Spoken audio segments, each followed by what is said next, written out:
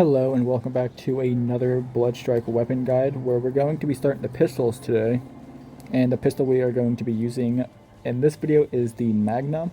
I do have two builds for it, a ranged build and a hipfire build.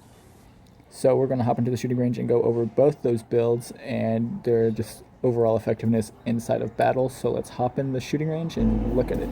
So the first build we're going to be going over is the hipfire. You can't really tell with the attachments on this because of the skin, so it's pretty good. Reloading. I just recently started using the Magnum's hipfire build over the ranged, just so I have something a little more close up with me instead of the Uzi, since the Uzis did get nerfed. Finally, I am so happy for the nerf. Those things were annoying, but yet they're still everywhere. So let's go over the build that we have right here on this. So for the muzzle, we do have the cowboy muzzle, which is that +3 hip fire accuracy, which is what we want, and the sprint to fire speed. For the barrel, we aren't running a barrel, even though I thought I put one on here. So we're going to look for the best one for hip fire, which is probably going to be this one. Is it on there this time? Okay, so it actually stayed. We have the quick mag. And again, all it does is take away from headshot damage, but when you're hip firing, I'm pretty sure you're aiming for chest anyways, or hoping it hits chest. Rear grip, we do have the lightweight grip for the +3 movement speed, +2 ADS. We're only in it for the hip fire there.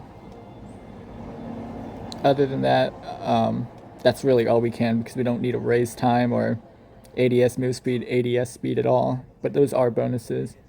For the trigger, we do have the tactical trigger, which is for recoil control, trigger delay control, and hip fire accuracy. And we are using single action on the action slot for fire rate, no trigger delay, and of course you can't ADS, but takes away from 3 hip fire, which makes no sense. It should give you hip fire increase since it's taking away your ADS. But it is what it is, so let's go ahead and see. This thing don't have range, so we're not even going to really work with it, so it'll take too long. But this gun does got a lot of kick to it, so I mean pulling down when you're pulling the trigger is what's going to get you kills. But yeah, this is the hipfire build, and we're going to swap on over to the range build and go over the loadout for that. So let's go ahead and so now that we have swapped over to the range build, this thing is just gonna do so much damage.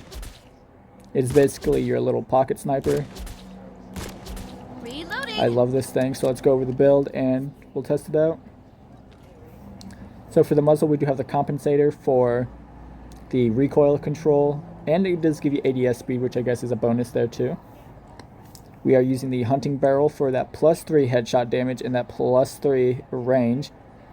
That way it becomes pretty much your little pocket sniper. I am running the hammer on it. You can run the sniper. I just think the sniper scope gives you a little too much zoom when trying to use it, so that's why I'm using the hammer. We are using the default mag because everything else reduces damage, and we want this thing to hit like a truck. We are using the lightweight grip for +3 movement, +2 ADS, +2 movement speed, or ADS movement speed, +2 raise time and the hip fire accuracy. Not really needed.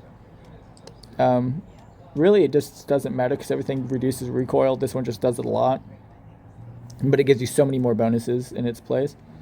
For the trigger, we are using the tactical trigger for recoil control, trigger delay control, and the hip fire accuracy, which isn't needed because you're ADSing this for range. And for action, we do have the tactical action for the trigger delay control, which it's not bad. Reloading.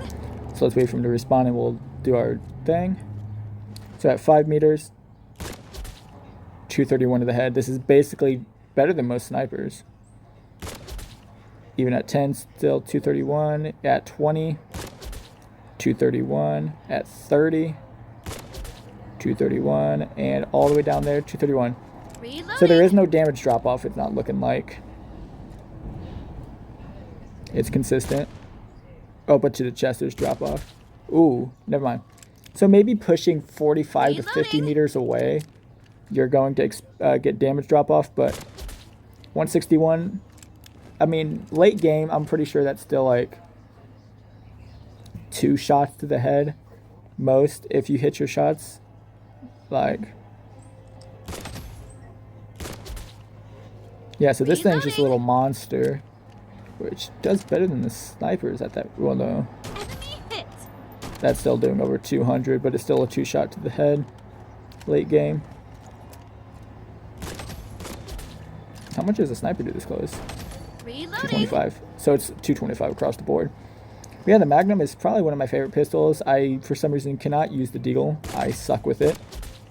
And the Glock, you start with the Glock. I honestly don't even think we need a Glock build. And looking at the poll, it was kind of mixed between yes and no, 50-50. So I think I'll hold off on the Glock and just see where these next 2 pistol videos go. And Reloading. because the Glock will be the last, if we do it, will be the last weapon guide I make until new guns come out.